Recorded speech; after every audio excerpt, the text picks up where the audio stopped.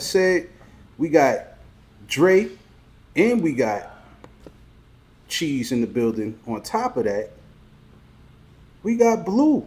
All right. So I'm happy about that, man. I'm happy that we got Blue out here, man. You know what I'm saying? In the building. She's she will be live with us remotely. All right. One day we're gonna get her in here though. We're gonna get her in here. So I gotta ask everybody how they doing, how they feeling. All right. Who wanna go first? Dre, being that you new to the couch today, all right. We gotta ask you how you doing, how you feeling, brother, and what's going on. And I definitely gotta thank you for DJing our event yesterday, man. The event was super dope, man. So I greatly appreciate that, man. Greatly appreciate that. Yeah, no doubt, man. I guess I'll kick it off since long time guests, right? But yeah, man, this weekend's been good, bro. This weekend's been good. I actually did 2 gigs this weekend. I did a pool party on Friday, which was dope. And I saw like a family member there, ran into them there, which was funny. It's just like a small world. Like you said, with frequency and like the 6 degrees of separation. And then even doing the event and, people there being from New York and being Jamaican, it felt good, mixing some reggae tunes and all that. So it was a good vibe. Today was good. Super tired though. It was a tiring weekend, but all for a good cause and for a good vibe. So I can't complain. And I'm here with my boys, so, we lit. That's right. Boom. Cheese, how you doing? How you feeling, man? I'm good. Yesterday we were all together at your godson's party. His second homecoming party, and that was pretty good. Friday, what did I do Friday? Friday I was working on some content. I'm gonna put that out soon. And then today, after the party yesterday, I went to the Red Bull event that they were holding down by the old Brave Stadium. How was that? That was cool. It was pretty hot outside, so I didn't stay too long, but it was cool. I didn't get to see really much from where I was standing because of the way the cars were going. It was going downhill, so you couldn't you could see them at the top of the hill, but then you had to be in front of the crowd to be able to actually see them at the bottom of the hill. Oh wow! So I didn't really get to see much except for what was on TV, but it was cool. I got to take a picture of F1 car that was off to the side, which was cool. But it was at the end of the day, it was just chill. Aside from that, there's a lot of black folks out there. I wasn't really paying attention. I think it was even. Dope. And then aside from that, I'm here today and ready to do the pod. How about you? How was your weekend? That's what's up, man. My weekend was dope, man. I appreciate, Dre DJing and you coming through, Cheese, man, and pulling up, man, and showing some support, man. We definitely appreciate that, man. That was love, man. We had a good time out there. My weekend was lit. I ain't gonna lie. We was turned up, man. We was turned up out there, And I was just chilling, man. I really wanted to be on some friends and family shit, which it was pretty much, because Friday I couldn't see Disclosure Day. Y'all know I'm big on the UFO, UAP things, right? Mm-hmm. It basically was out of theaters that day, and the only theater that was showing it was in Alpharetta. So I got creative, all right? I got a canopy, a 10-foot canopy that I originally bought for Mint and Marquee. Shout out to Mint and Marquee, our 3D printing company. So the canopy got a white, backdrop, a little white wall. So I took my projector, an air mattress, some blankets out there, you know what I'm saying, and projected the Disclosure Day. I ended up buying the film. It was pretty good too. I ended up buying the film, streamed it from my laptop, connected to my projector, and man, on that white Dope. wall in the canopy, man, it was dope. My daughter's Dope. like, "Yo, this is a vibe. We should do like a Love Island kind of, movie night." I was like, "Yeah, all good. It don't matter the movie, or the television show. We can get it popping." So I was happy about that, man. My daughters, man, they about to be 22 and 25, and they still want to kick it with me. They even had a couple of their friends out there with us. You know what I'm That's saying? what's up. So yeah, it was cool, man. I had me a couple of beers. They had the cut waters. They like the cut waters, so they trying the different flavors. So that was Friday, man. So that was dope. And then, like the brother said, man, like, we had a dope event for my godson. He, it was his 28th heavenly birthday. You know what I'm saying? That took place. And it was dope, man. It was our second time doing it. I was extremely proud of the turnout. We had about 50 people pull up. All of the food pretty much was gone. You know what I mean? Yo, shout out to the ladies who put it down in the food. Shout out to Tia who pulled up. You know what I mean? Tia came through with her son, Langston. Langston got on a horse for the very first time. You know what I'm saying? So the kids was loving the horse ride, man. So that was pretty dope, man. So we had a good time, man. We had a good time out there. So it was all about family and friends this weekend. So I totally enjoyed all of my time, man. I was just tired afterwards. You know what I'm saying? I actually ate that food and went to sleep right after that. Man, you know what that I'm saying? food was hitting. Crazy That's thing right. is, I ate the food. I ate the food after the fact, but I shouted it out. I was like, "Whoever cooked the food, shout out to them, give it up for them."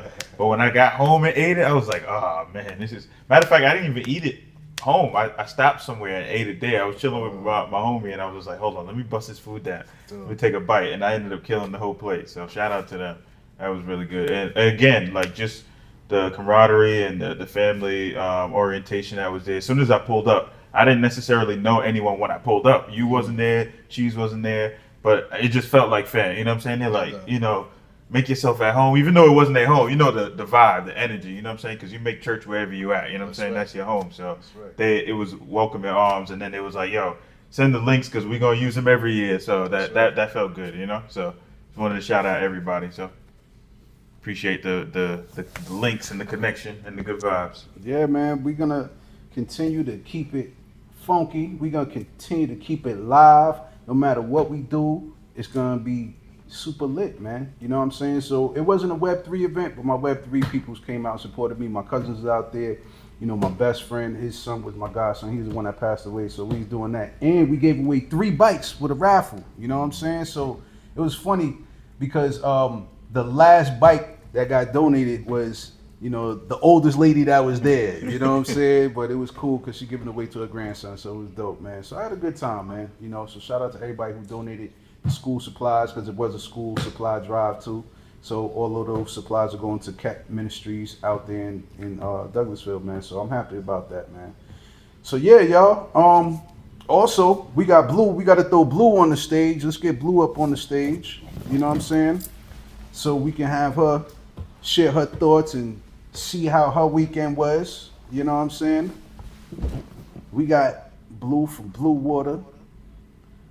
My boy Dre gonna send her a request right quick. You know what I'm saying? So boom, once she give her that request, get her up on stage, and we gonna see how she's doing and how she's feeling. But until she get on the stage, I'm gonna give you guys a rundown of some of the topics that we're gonna be talking about today. Okay?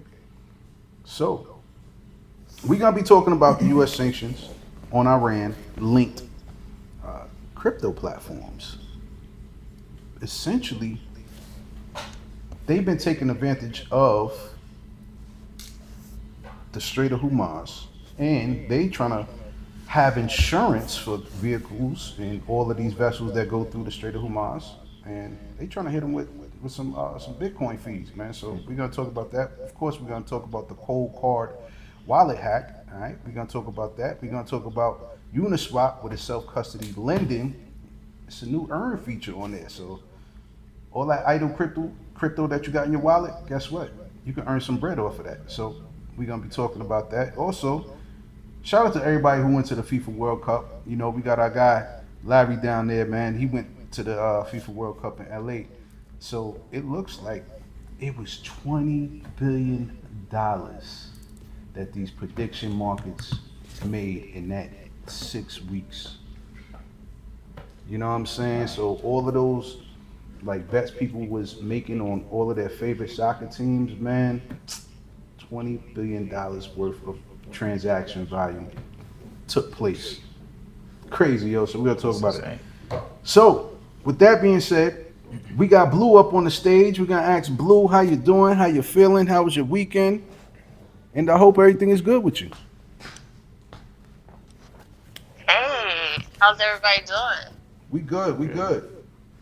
Oh, it's so great to hear everybody's weekend and congratulations on the success of your event for your family. So, really glad that turned out well. Yeah, man, I was really just like with the family and also hooking up some stuff with Blue Water. So, just in the house this weekend getting ready because Atlanta Tech Week's coming up. So, and then you got Invest Fest. So, I think that starts like the 7th or whatever. I was really interested to hear about like what happened with the F1 event, how that went. I'm glad it went well. It looked well from what I saw on IG. So, yeah, I'm looking forward to seeing more of those events, especially F1 events, because I live like right down the street from a racetrack, so it's crazy. But yeah, had a good weekend, and the weather held up today, so I appreciate it. It's not raining, so I really love that. That's a super fact because it's been one of the rainiest summers in a long time out here in Atlanta, y'all. This shit been super rainy. So I'm glad we didn't get rained on yesterday, man. For real, for real. But now I'm glad that, you took it light, chilled out with the fam. That's dope. That's dope, man. So with that being said, man, we're gonna get into it, man. Like I said, we got our guy Dre on the couch today. You know what I'm saying? Representing Urban Blockchain. He also helps me do the news recaps every Thursday at the Atlanta Blockchain Center. Shout out to Marlon, man, and what he's building over there with the Hood Watch, man. You know what I'm saying? Like Marlon has been cooking up, so I'm proud of him, man, and proud of everybody else who's been cooking up during this bear market. Shout out to Chris and Van, Project Pod Labs. They've been cooking up. Shout out to our co-host Just Cheese and Blue because they both will be a part of Atlanta Tech Week, right? So they're gonna be a part of the panel. And Blue mentioned it, but Cheese, do you wanna, highlight some of the things that you're gonna be talking about, or no? You wanna just keep down the wraps, or? Yeah, I'll say some things. So I'll actually be right now. If you guys see us online, we're actually at the Rice Center at Rice, and we'll be here. So Rice will be hosting their own Atlanta Tech Week festivities from the 10th to the 14th. So there's going to be different people speaking here, of which I will be one. So on Monday, in the Beehive here, I'll be hosting a session on how blockchain verified engagement data can help people verify, their activities in a way that validates their ability to raise funds against verified engagement. So I'm gonna be hosting that in the Beehive over here. It's a 30 or 45. It's about 30 minutes conversation. I've got to finish working on my deck and some other demo items that I'm going to be putting together for it. What day is that? Monday, Okay. the 10th. Dope. Monday the 10th, y'all. Y'all heard it. Pull up to the Rice Center. You'll be able to get an opportunity to speak to Just Cheese, ask some questions about blockchain and AI, and how they go together like peanut butter and jelly, man. And on top of that, man, he got his platform Skylark, man. So I'm sure he gonna have something that you guys will be able to engage with, man. So super dope, man. Super dope. Congratulations, man, on landing that. Cheese, I'm proud of you, man. In blue, you want to talk about what you're gonna be doing during Atlanta Tech Week as well?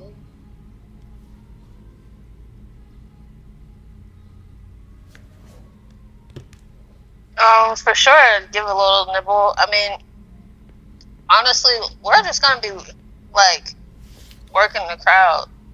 Um, Cass, if you can, I know she said she couldn't hear us. Um, Cass, if you can hear us, give me a thumbs up. But if she can't, I'm gonna send her a text and maybe she could let me know if I could talk about the surprise. But Yeah, on our end, we can hear you loud and clear.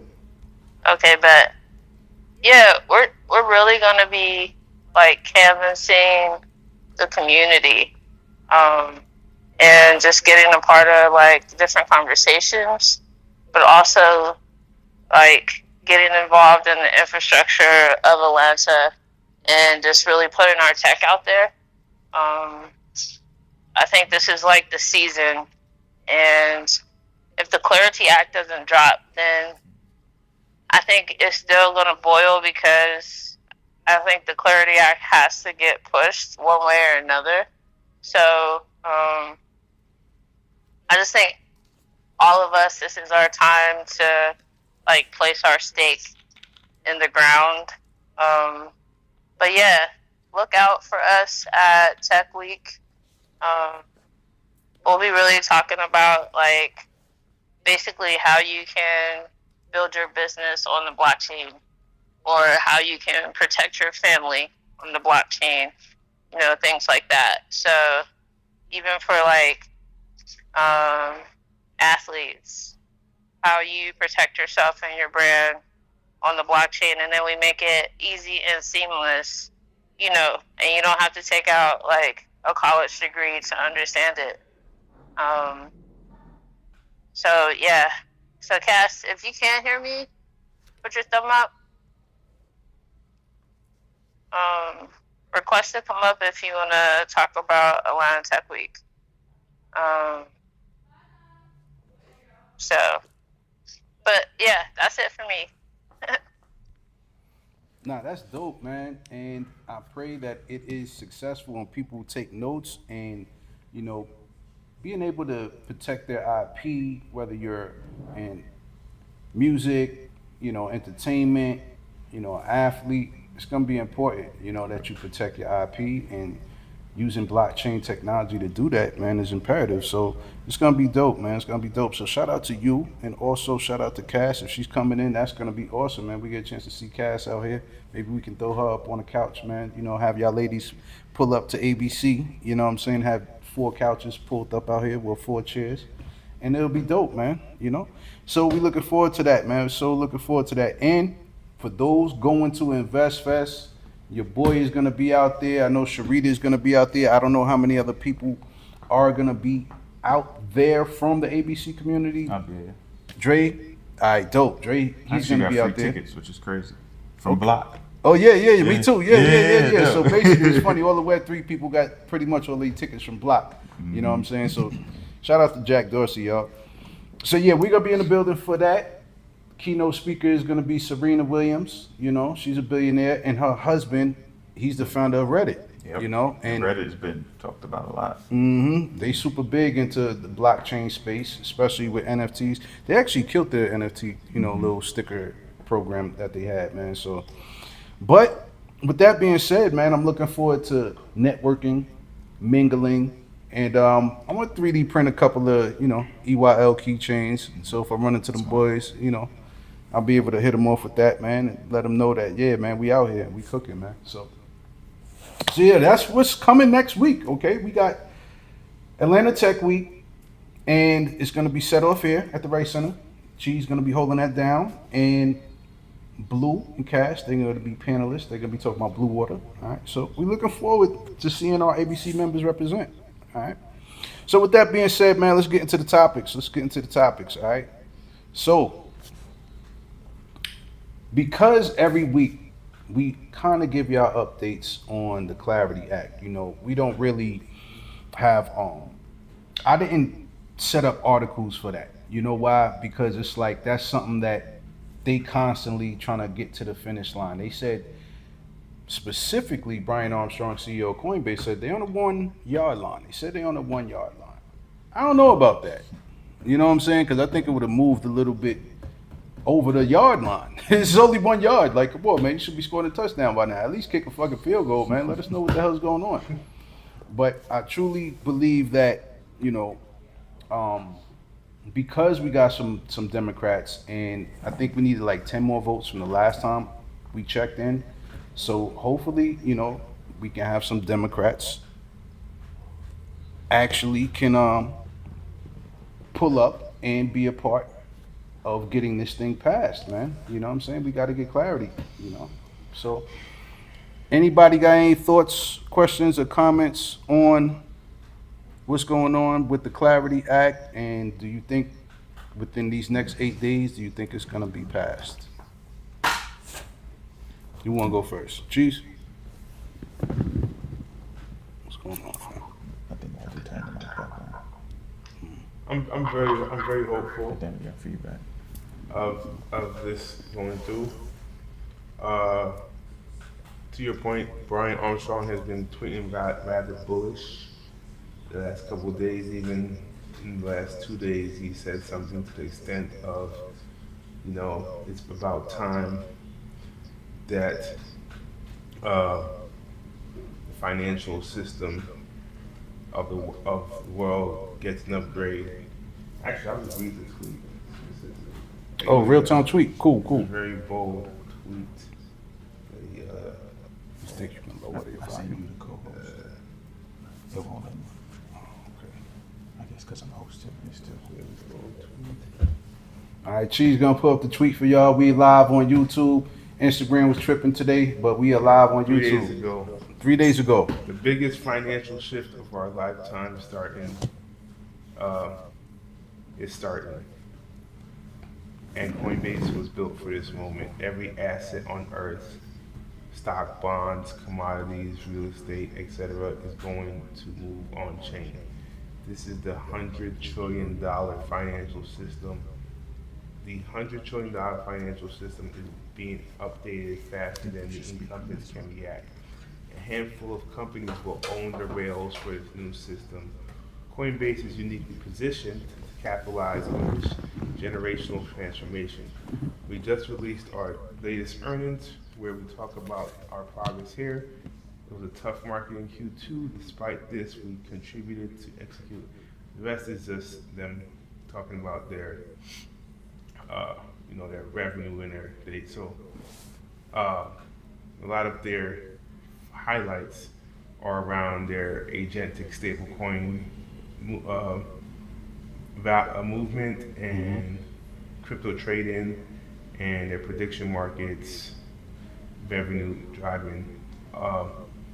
But my point there being that there's like in the last week, there's just been continuous perma-bull posting from Brian Armstrong. We've been out fighting to update the yeah. So anyway, point is that he's always bullish on the system being updated, but I have some good faith that it's going to happen in light of these recent posts that he's been making. Good point. So we truly hope that Brian Armstrong, his perma-bull posting, can help push this Clarity Act, over the line. And we got Cash with a hand up. Cash, what's going on? How you feeling? How you doing? What's going on today? I'm feeling good. Can you guys hear me? Yes, ma'am. Loud and clear. Awesome. Regarding the Clarity Act, I think there's always angles to look at it from. Like, you can have a company's perception, but then you can also have the other piece. So I think the perception that Brian Armstrong, obviously from a business perspective, he's going to push his company. He's going to say we're built for this. He's going to try and put out those positive vibes. He's going to push that narrative that now is the time. On the other hand, if you look at just like the ratings of probability, right now it's looking at 28 to 30% of it being passed, saying that it will be passed by 2026 due to the low percentage is due to intense banking lobbying and fading industry support, and then this tight schedule. So it has to pass the full Senate first, and then the House of Representatives must vote again to approve the Senate's version, the latest version we have now, before it gets to Trump. So it's gone through the House of Representatives, the full vote in July. It's gone through the Senate Banking Committee in May. Now we're in beginning of August, but it still needs to, in order to become law, still needs three more things. It needs to get to the full House of Senate, so all 100 senators must debate and vote. Then it needs to go to the House of Representatives again to approve the new Senate changes. And then lastly, the president, which is like the easier step, probably, because he's pro-crypto. But I would say like the two before that are the hurdles ahead. So I'm not going to like predict on when or how or what or why or, what's going to get passed and when.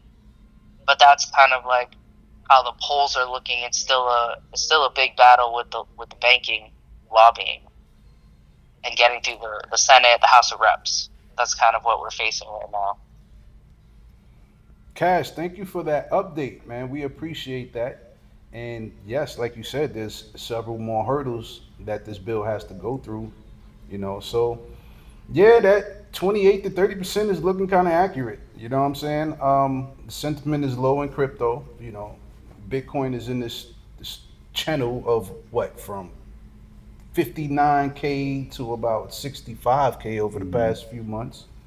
So then we know there's going to be some seats that are going to be swapped out during the midterms. So unfortunately, if this thing don't get passed in 8 days, more than likely it won't get passed before the midterms. And then we got to start all over again with Democrats. And they might just be like, hell, they might implement a CBDC. That might be the thing that they might want to do, Unfortunately, that might be the case.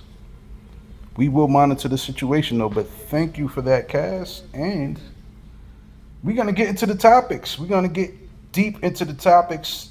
All right, so we always want to set it off with the Clarity Act, mainly because, we are in crypto and we all waiting for this piece of legislation to be passed because, man, if it does, we have several builders here, and they can get clarity on, the rules of the road when it comes to building in Web3.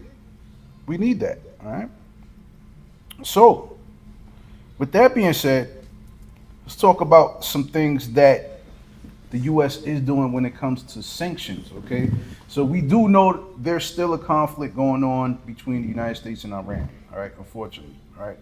So, but it looks like the U.S. Treasury Department's Office of Foreign Assets Control has sanctioned two Iranian maritime organizations accused of operating a Bitcoin-based insurance and payment network designed to help commercial vessels transit the Strait of Hormuz while evading international sanctions. Okay, so according to the Treasury, Persian Gulf Maritime Insurance Co. and Hormuz Safe Marine Services Authority accept Bitcoin and other digital assets as payments for marine insurance and related services, creating an alternative financial system that allegedly generated revenue for Iran outside the traditional banking network. Yes, that's what crypto is designed to do. So the U.S. officials contend the scheme supported Iran's broader sanctions evasion efforts during a period of heightened geopolitical tensions in one of the world's most critical oil shipping corridors. So In addition to targeting the crypto enabled insurance network, the sanctions also designate multiple shipping companies, maritime entities, and oil tankers allegedly linked to Iran's sanctions evasion operations. Now, I can't lie, man. This is one of the reasons why Bitcoin was created to kind of be off the grid, even though we can see these transactions. But apparently, these two maritime organizations, they got hit with sanctions, man, and accepting Bitcoin for insurance for, I guess, a safe passage through the Strait of Hormuz.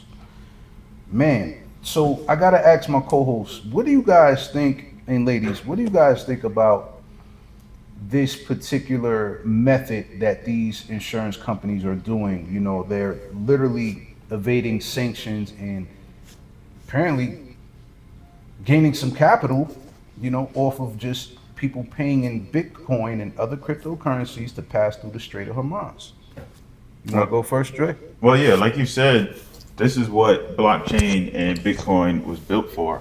It's just crazy how timing works out because, as you mentioned, the Clarity Act, and if we don't get it now, it's going to get kicked down the road. The can's going to get kicked down the road. So it's kind of like if it does pass now, then you got these companies accepting payments in Bitcoin. It kind of sheds a bad light on that whole Clarity Act situation. So it's like, is it strategically being pushed down the road now because of that? Because they had some, intertwining with Iran and, all that stuff. And then, then it's going to bring up things about Russia hacking stuff. And then if you think about CXMT, it is always like a catalyst from another country that kind of affects stuff.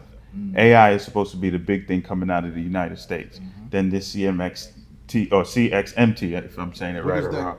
It's the reason why DRAM and like all this memory is crashing right now, which is also affecting AI and like all the data center stocks and all the software stocks is falling because China again is creating something where they could do it better and faster than Nvidia and all the data centers, the applied materials, land research, all those companies that are in that semiconductor space are crashing because of that. So it's like, I don't know. It's always like these geopolitical tensions that kind of create these issues. Think about like DeepSeek and ChatGPT. That's right. So I'm thinking just like a geopolitical thing would kind of like destroy this whole Bitcoin rise because of the Clarity Act. Because we're definitely going to get a rise in the price.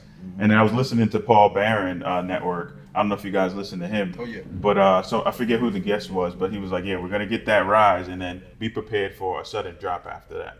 So it's good to get Bitcoin at these prices, but then also just be cautious because it's going to be like a sell the news event, like always. So it's probably best to start, I guess, if you're saving up to do like your big buy, wait after the Clarity Act is passed. But then we don't even know when it's going to be. So it's like, just nibble at it as you can. But DCA. that's my my 2 cents. DCA. Yeah, good point, Dre.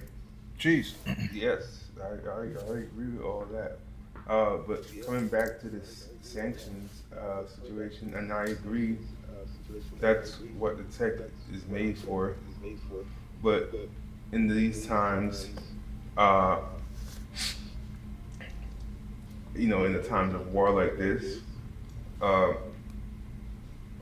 I'm not surprised that there's going to be tools that get invented to spot these type of moments, and they're going to be used, especially in the times of war. They're going to be used at the levels at which like people who can afford to see everything can always see everything. Like that part. The sight is not going to go away, but like for the everyday layman who wants to,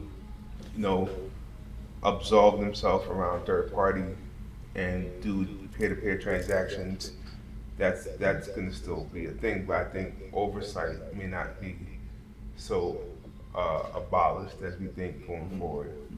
Good point.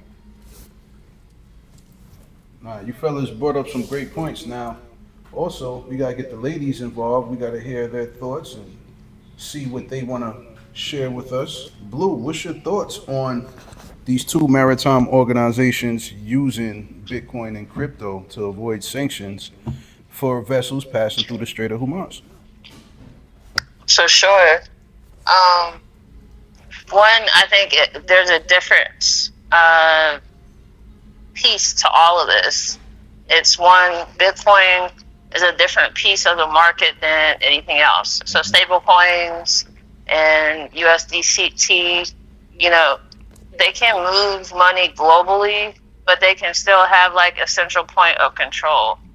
And the bigger takeaway is that governments are no longer asking for like crypto markets. They are treating it like a real financial infrastructure. So the battle is now about who controls the rails, like decentralized networks like Bitcoin, or regulated like digital assets with like a built-in compliance. Because crypto didn't replace the financial system, it became part of the fight over like our future money. Because if you really think about it, the U.S. seized over $1 billion of Iran's crypto on Tether. However, it was reported that they seized Bitcoin. It wasn't Bitcoin, it was Tether. So the other piece to this is the companies that are using Bitcoin to do their peer-to-peer transactions, they're more so safe, and they could technically transact invisible, like off-market, black market, where you can't track who's spending what. But all these other companies that are using stables, I think what happened with Iran seizing the Tether is a great example of how the U.S. will come in and still control all these other countries' money, because all these countries are creating stables, so then therefore that money can be controlled. Oh man, Blue, you brought up some great points. So, man, that is important to make that distinction using Bitcoin, right? That is truly peer-to-peer and decentralized, compared to using stable coins like USDC or Tether that can be traced, tracked, and confiscated. So great point. Cash, I don't know if this app is still janky, but it looks like your hand is up. So if you had some thoughts, you can go ahead and share some. If not, Yeah, I'll share some. Okay. I'll share some What's your thoughts. Yeah, I can hear when I'm a speaker, but in listening mode, I couldn't hear. So I was like, I'll just jump on stage. I'll comment on this one. There are ways to get around, finding ways to sanction. It is true what Blue mentioned, that Bitcoin is not, it has more resistance because it's decentralized, so you can't freeze a single entity. However, you can freeze the exchanges. So you can tell like Coinbase or different centralized exchanges or Binance that, hey, you're not allowed to do anything with these wallet addresses. And so they basically sanction your wallet. And so if you end up paying, Bitcoin to that wallet, then you're at risk of, getting in trouble for that, getting sanctioned for that, massive penalties, or they can make it illegal. So there are still ways where they can be sanctioned. I kind of see it as like, I don't know, from our side, it's like a good thing, right? Like this is literally what Bitcoin and peer-to-peer finance was supposed to do. There's always pros and cons, right? I always say there's always pros and cons to this. But for me, I'm kind of like enjoying this playing out, because I'm just like, get your money, Iran, and get your Bitcoin and stack your sats. And maybe it might even have a counter influence on the U.S. where it's like, we should be stacking our sats. Like, we should be like doing things with Bitcoin. Obviously there's other ways you can look at it, like, hey, this is bad because now Iran and other countries, the sanctions are, not as strong as like US dollars. It's a little harder to get a hold of this stuff. But from a positive perspective, it's like, we could learn something from this, in my opinion. But that's because I'm pro crypto. So yeah, the other way to get around the sanctions is to do that secondary sanctions, seize wallets, seize exchanges, and then lastly, off the top of my head, there's probably other ways, but off the top of my head, lastly, is they seize the ability to convert the crypto.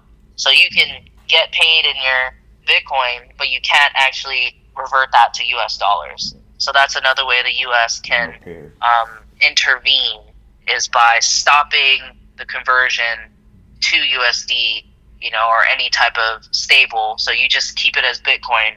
And unless your country can buy groceries and do things in Bitcoin, then you can't really do anything. And if they seize your wallet and you can buy your house, pay rent and, buy groceries in Bitcoin, but they seize the wallet, then you're SOL. So there are like secondary ways to put sanctions on other countries. But, like I said, I hope we actually kind of learn and like use this and see it as a positive, see it as a positive from a crypto perspective, from a pro crypto perspective. So that's my thoughts. Hey, Cash, thank you for your thoughts. We greatly appreciate that so much.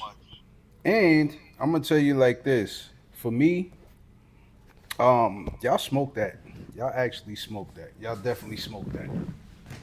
And I couldn't agree with you more. I couldn't agree with you more. So, with that being said, I love the way that you brought up other ways that countries can actually confiscate or prevent you from swapping out your crypto, your Bitcoin specifically. If there's no pairs, like to what Dre was mentioning. Man, thank you for that. Thank you for that. We greatly appreciate that. So, with that being said, you know what? Because we're talking about Bitcoin, just one more thing I want to talk about. This is another story.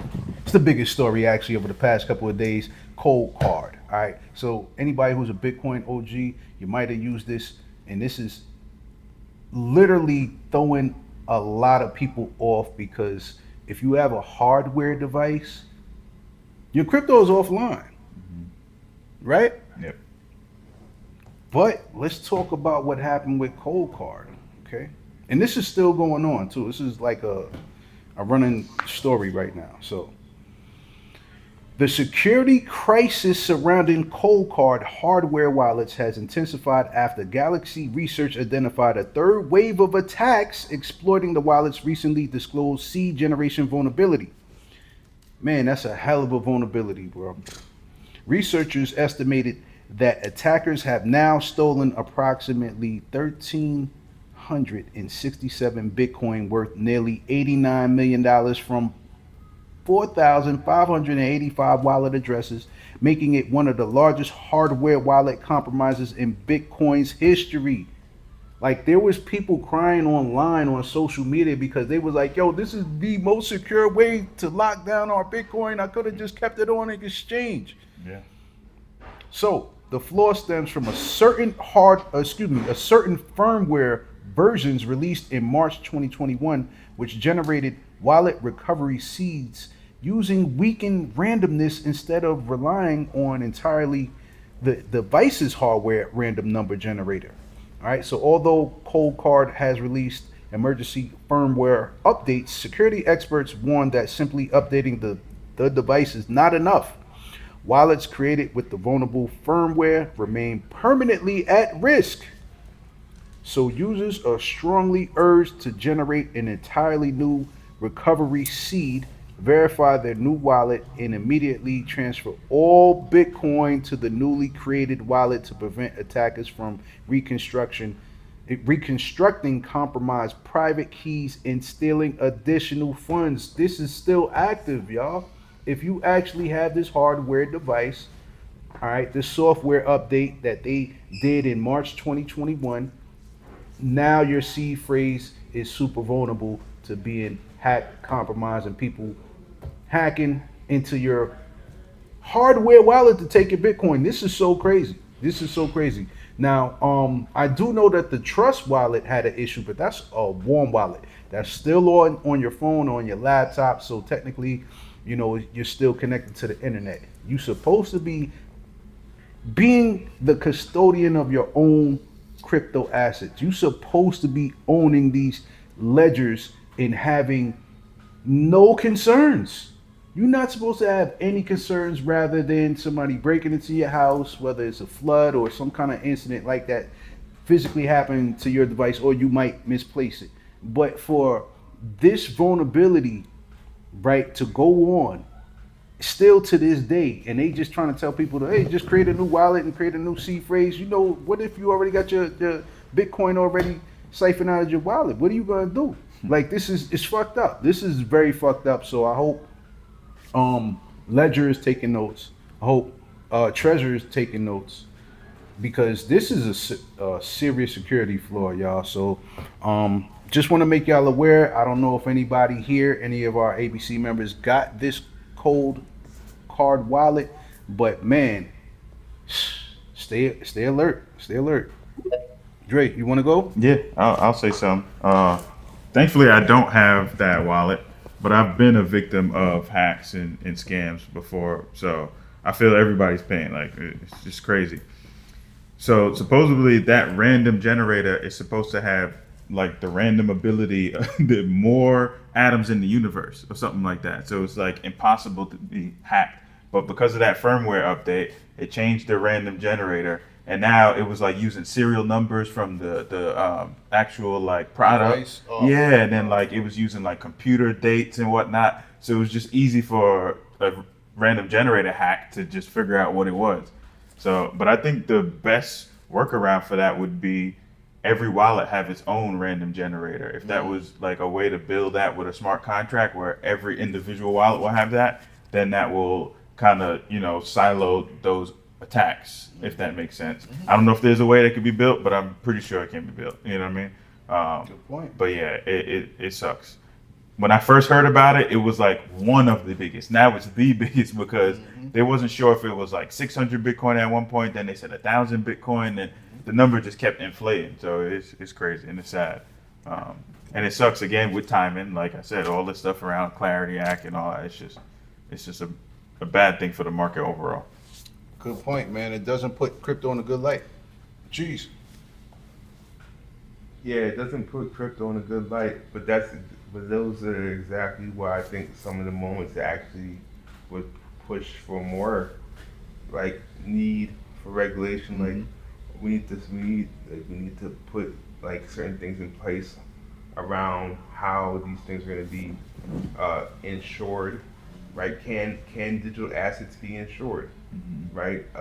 One of the key things here is the arguments that I've seen around this is, you know, some people are questioning self-custody, right? But I think that's not necessarily the way to go. Self-custody is great, but the platform that's used to self-custody your tokens also matters, and then their recovery, if they have any ability to recover, are so, like just everything about that company needs to be examined. But then there's the people that say, you know, why not go centralized? You know, we've kept our money in the bank for X amount. We get FDIC insured. That's not the case here yet, but could that be things that get put into place because of these things that happen? So a lot of these questions are going to be dependent on the Clarity Act and any other regulation coming into play. But I think that's like the output of this happening is causing some people to start to revisit their centralized versus the self-custody versus custody arguments, and also solutions that can be done better, i.e. multi-sigs for both Bitcoin wallets. Yeah, based on what you said about it depending on the platform, I could very well see platforms like Robinhood and SoFi being the ones that are FDIC insured because they're already in that TradFi ecosystem. So if you're buying your crypto on those platforms, I can see them rolling that out first, possibly, because they already have other assets, that are on there that are because then that makes you think like when they do this whole conversion over to on chain with RWAs and digital tokens and whatnot, is that FDIC insured? And if Good it point. because it's on the chain, it's not. But then it's supposed to be like a derivative of this product. So there's an argument there. So I don't know. But like I said, I can see those companies being the first to be like insured. Now that's a great point. We will monitor the situation when it comes to regulating this space and if they take this into consideration, you know. Will our crypto be FDIC insured? That's a great point that you brought up, Drake. And I appreciate your thoughts, Cheese. We gotta ask the ladies. Blue, Cash, what's your thoughts on this cold card hardware wallet hack and this vulnerability when it comes to seed phrases? What's your thoughts? Yeah. This next. Okay, I'm gonna try to condense this as much as possible because there's so many layers to this. This becomes a trust issue because it's like cold storage is supposed to reduce the amount of software and outside the system, like the amount of software and outside systems involved in controlling your assets.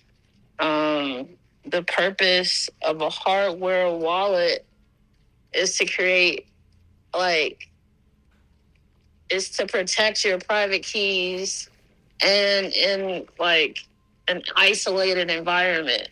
So, like, a computer that's offline, not attached to any internet, a Game Boy, just like it could be anything that has nothing to do with any type of way to access it to the internet. Um, and when additional software, fire, like like FrameWire updates or third party features are introduced, you're replacing trust and code running on that device, right? And in that case, the problem was not like Bitcoin or the blockchain.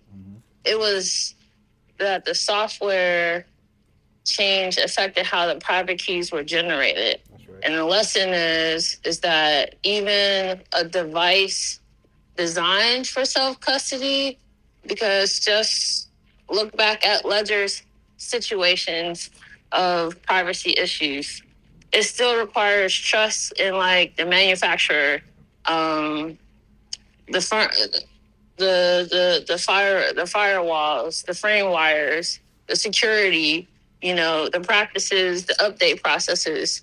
So like true self custody means controlling your keys, but it also means understanding like you're trusting the technology that creates and protects those keys. Right. So I think like it's somewhat like on purpose, some of these things to kind of herd the sheep to, come get protected digital assets. Like, if they're my digital asset, why do I have to protect it? But that's my take. Nah, Blue, great points. Great points. You know, we now have to question these developers of the hardware.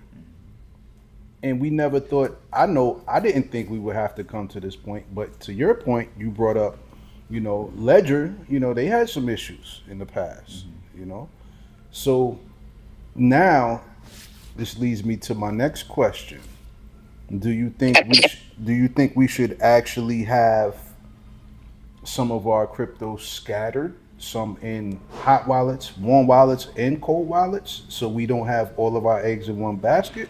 Or do you think we should just be pro one way or the other as far as centralized or decentralized, or being a custodian of your own assets? Now, Cass, you got some thoughts on this? Because I believe. Yeah, I was gonna say if I could hop in before the second layer of questions, that I think is a really good question too. I think Dre and Blue kind of nailed it. That explaining the software update messed up the randomization, and Blue put it in a really good perspective of like, this gets us worried and puts, Bitcoin not in a good light, but it's not the Bitcoin, it's the company, it's the physical device. It was the software update, to be very specific, like Dre and Blue pointed out. So I kind of wanted to take another piece because I thought that was already really well said of like, first of all, what happened? Second of all, who's to blame? So I kind of wanted to go a little deeper on the who's to blame side. I think there should be accountability for companies if our crypto is lost. Whether you're a centralized exchange, whether you're a hardware wallet, like a cold wallet, if something happens because you updated your firmware, your software, or your hardware, and I lose my crypto, you start selling some assets. You got to start selling your gold, your silver, your Bitcoin, whatever you have to do to give me back, my Bitcoin. So I kind of wanted to focus a bit more on the accountability. And I hope that we continue to have more, if you are a centralized, exchange kind of person or storage kind of person, this is one of the reasons we need clarity, because we also need more competition. It's like if we all had to use JP Morgan Chase and there was no other bank, because Coinbase is kind of that exchange for the US. Like they're like the ones pushing clarity. They're like some like OG, but we need more Krakens. We need more Binance. We need more I'm not even pro centralized exchange, but we need more of them to have more competition. The same way you would need more banks, and the same way we need more hardware wallet competition, because the best of the best isn't out there yet. We need more than just Ledger, that also got issues in the past. Trezor, all these different examples now. The cold card by CoinKite. So yeah, we need more competition, and we got to prepare for quantum. Like we gotta get ready for like AI and all these other things coming in. That's gonna make it give scammers some tools, give them even more power and tools. So we need more competition. We need more clarity legally, and we need to get some bright people in Web3. Like there are bright people, but we need more. And we need accountability. So it's very unfortunate when people lose crypto, because, not everyone's in crypto yet. It's like a huge risk to be in crypto. It's a huge polarizing topic. We're changing our USD into these assets. We're putting our belief into it. We're putting our belief into decentralization, into like cold storage. These are such, at the moment, niche things that are like revolutionary, and we need accountability for it to work. Like if you build something in this space and it messes up, it breaks, your update doesn't work, something happens, like you owe it to the people to make this space continue to grow, to render that, so people don't just leave sour and be like, oh yeah, I got hacked, I got rugged from a NFT project, I got this, I got that. Most people don't come back. It's just the true believers that are like, okay, well, now I know not to do this. Now I know not to click that. Now I know, where everybody's just like learning as they're going, so like in order for the space to really grow, it's not really about centralized versus, using decentralized. Like we gotta perfect both ends of this. We need more competition on both ends, like better centralized exchanges and better decentralized tools. So that's my thoughts on it. It's like accountability, so people don't feel burned, and like, I'm not coming back to crypto, versus like, okay, that happened, that company learned and they paid it back, even if it's slowly, because some exchanges have been paying people back slowly from all that they over leveraged, all that crash. They're paying people back a little at a time, but like at least even showing that to not lose all your customer base or people out of crypto. So yeah. Nah, Cash, you highlighted a lot of great points, man. So yeah, Celsius and FTX are currently slowly but surely paying back some of their users.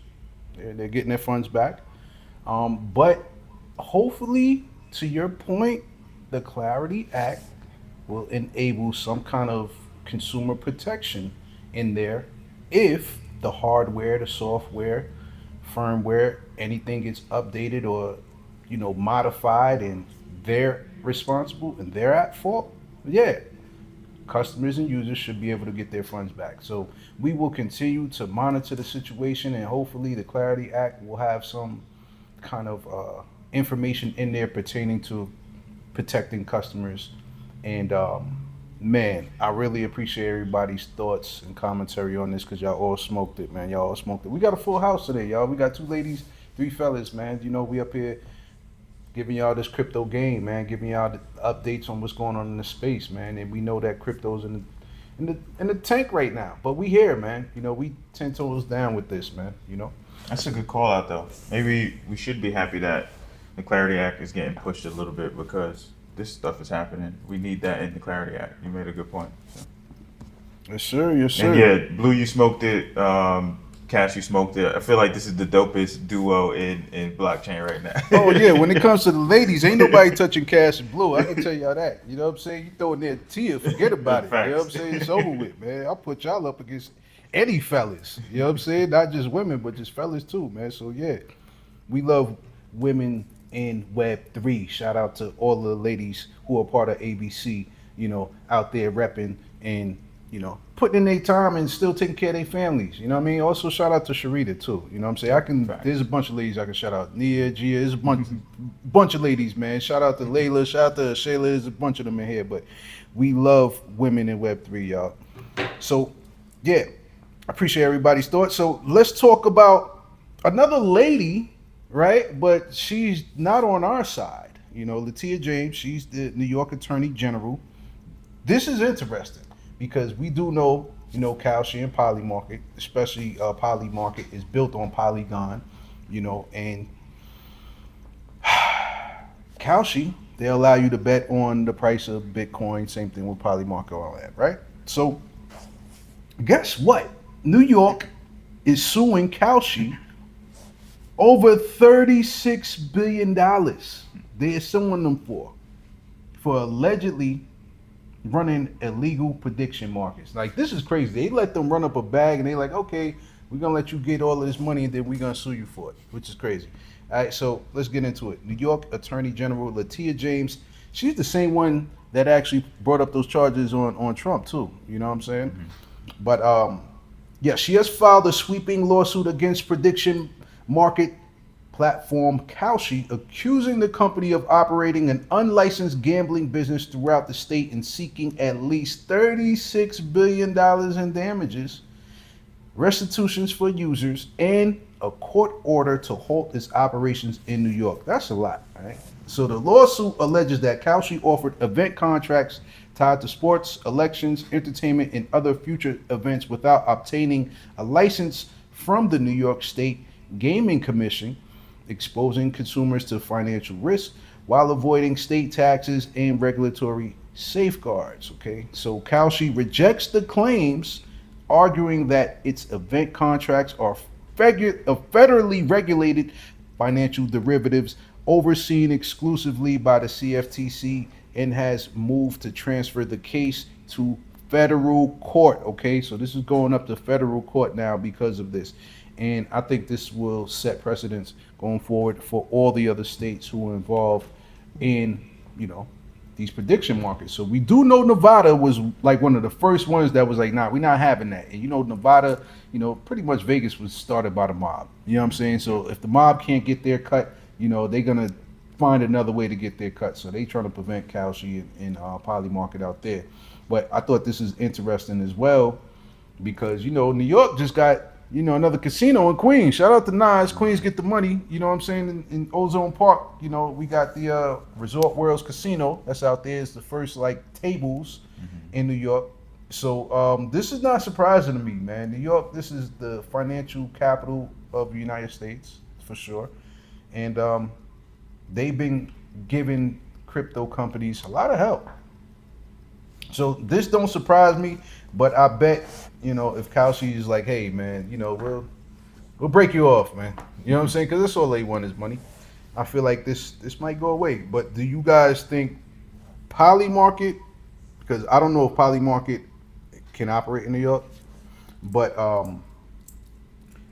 it was funny that they only approached Kalshi about this. But do you guys think Poly Market would eventually get pulled into this lawsuit? And do you think that New York will win the state of New York, or do you guys think the prediction markets will ultimately win? Who wants to take this? Cheese. Your thoughts? I think at some shape the prediction markets will still survive over the long haul. But there's definitely a lot of fraudulent behavior. Like one of the most recent things I saw was like LeBron James heading to the Sixers, right?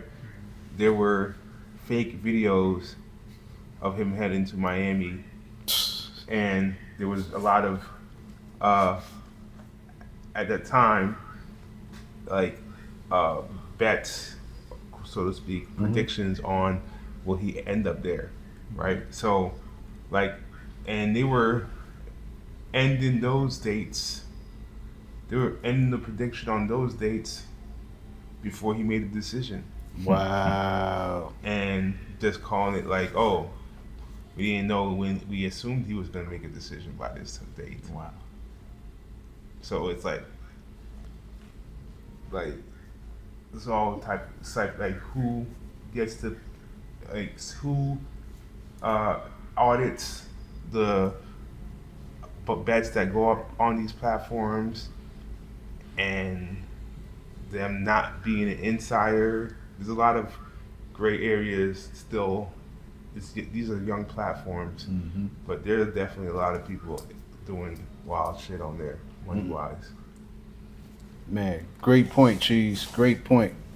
And now, to know that they was making bets on Miami and the contract ended before he actually made his decision. Yeah, man, it's a lot of fraudulent activities going on in prediction markets. We talked about this with the military dude who got information on the kidnapping of the president of Venezuela, Maduro, right? That guy, he ended up getting some jail time. He made a lot of money. They kicked him off of Poly Market. He made the bet on Cal. She caught up to him, right? And then just another recent story is Trump's teleprompter guy.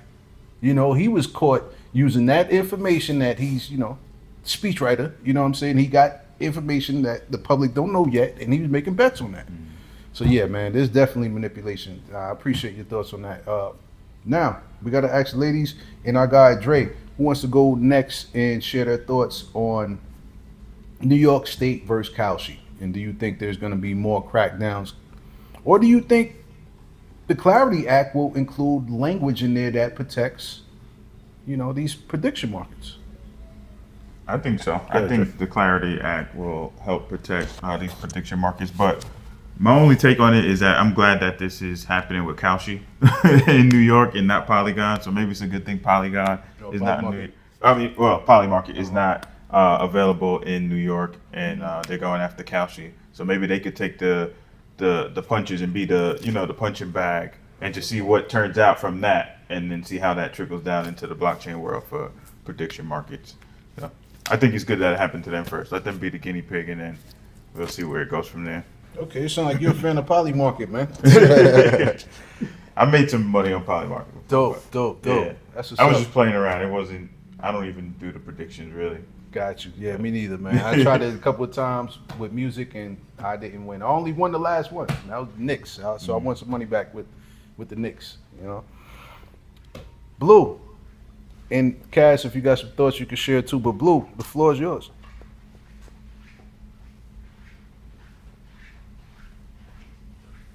Can you hear me? Yes, ma'am. All right. Our listeners, can you hear us? If not, we apologize. So the Commodities Trading Commission Kalshi kind of feels like they're being protected by them. Mm-hmm.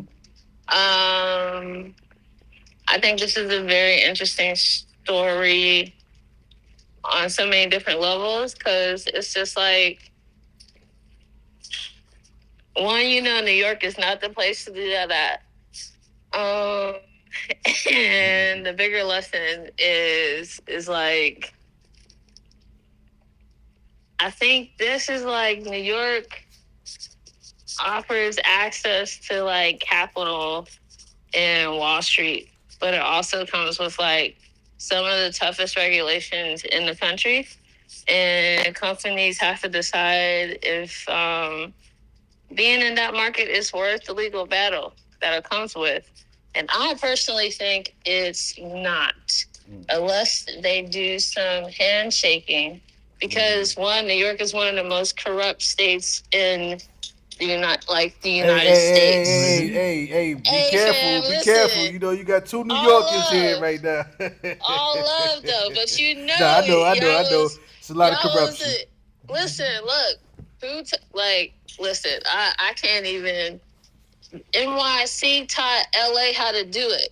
Like, seriously. Oh, come on. No, I'm no, telling no. you, like, when it comes to like corrupt police, like, and like how they moved weight. LA is worse. I'm gonna see Nah, what like Larry New York, thinks, because Larry's New York out there. listen. I don't even want to get into the history lesson to all of this, but I didn't mean to dig all this up.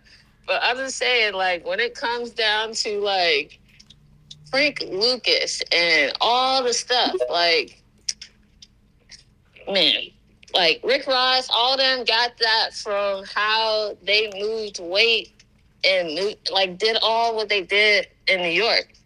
And so all I'm saying is I feel like New York is sitting back, like, go ahead and eat up, but I'm gonna go to the left.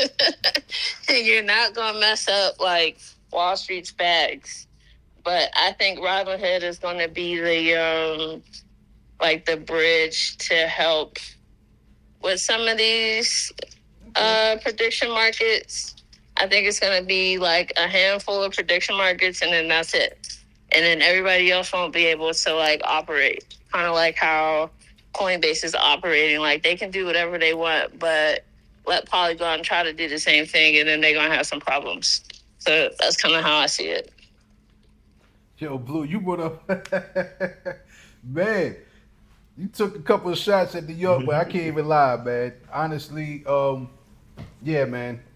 There's a lot of corruption that happened in New York, and particularly with the mob. But the mob did start in Chicago. You know what I'm saying? And some of the biggest crime families are in New York. And yeah, when it comes down to corrupt police officers, New York and LA, they up there. You know, but the one thing LA and California has on New York is they are next. Their next door neighbors are Mexico. You know what I'm saying? That border is right there. You know, so you get access to a lot of los drogas. You know what I'm saying? They get access to that, you know, out there in Cali. Oh, they man. get access to good tacos. That's what Oh yeah, they get that can't access forget to. that too. Can't forget that too. But Hey, you know what? go ahead, I Joe. gotta retract the statement. Because actually, what went down? Yeah, let me see. What went down with the Panthers? I think LA. Yeah, that was crazy. I'm just saying, it's just the hands are tied because it's just like the effect of what those people were able to do with just like a handful of police. It's insane. But anyway, let me let Kaz go. I was gonna say, I like how we're arguing on like who's a more corrupt state. It's terrible. There's a lot of corruption in all the different states. You know, there's definitely. What I don't like though is corruption that is like covert, right? Like NGOs and like Black Lives Matter, like different things like that can creep, you know? So you're like, oh yeah, the LAPD is corrupt, but then you also have programs that pose as good programs and good people and good charities that are corrupt. So So that's where the tables are kind of different. It's like New York, you know what you get. You see what you get, right? Like I like the straight up attitudes of New York. Like they're overt about it. Like if you're gonna be a mobster, you're gonna be a mobster. But other places, like it's hidden, and that's worse. That is way worse to me. It's like a wolf in sheep's clothing. So I don't measure corruption on just like what you see. I measure it to like the wolves in sheep's clothing, and that's where I see like the worst type of corruption because it's right under your nose. But back to Kalshi and New York, I think Kalshi wants it to go to federal court because it supports their business model and what they're defending. The Federal Commodity Futures Trading Commission, the CFTC, which regulates Kalshi nationally, they stepped in almost immediately about it to file like a TRO, a temporary restraining order, against New York State, arguing that the local lawsuit is an illegal attempt to subvert the federal authority over a registered national commodities exchange. So I think they want it to go to federal court versus if you keep it in Manhattan. It was filed in the Manhattan court, but it's the state of New York, the attorney general and governor. Then it favors the state of New York and what they're arguing of what T-Gold was mentioning, like what is illegal, right? Allowing 18-year-olds to gamble when the state law is like 21 years old. So, yeah, if they can bring it to the federal court, I think Kalshi's going to win. If it stays in Manhattan, if it stays in New York, then I think they're going to win. And they're on a winning streak for some positive things, like Mamdani and Lisa Khan. They're suing companies for doing extractive subscription models, right? And they say if you can click to subscribe in one click, you should be able to cancel in one click. So they've been very successful in suing large companies of having really difficult ways to exit when you don't want to use their tools anymore, these subscription models. And so they're on a winning streak on a positive note. So yeah, if Kalshi doesn't want to go down like Adobe and some of those other big companies paying a bunch of money out and improving their processes to make it easier to cancel a subscription model, then yeah, Kalshi needs to go all the way up to the federal court. So that's my thoughts. If it goes federal, Kalshi has the upper hand. If it stays local, New York has the upper hand. Great points, man. That was a hot topic, man. Hot topic. But hey, man, I am a fan of prediction markets, but I really think it's almost a little bit how can I say this? Not predatory, but they definitely prey on the blacks and Latinos communities. You know what I'm saying? But especially, we already got lottery.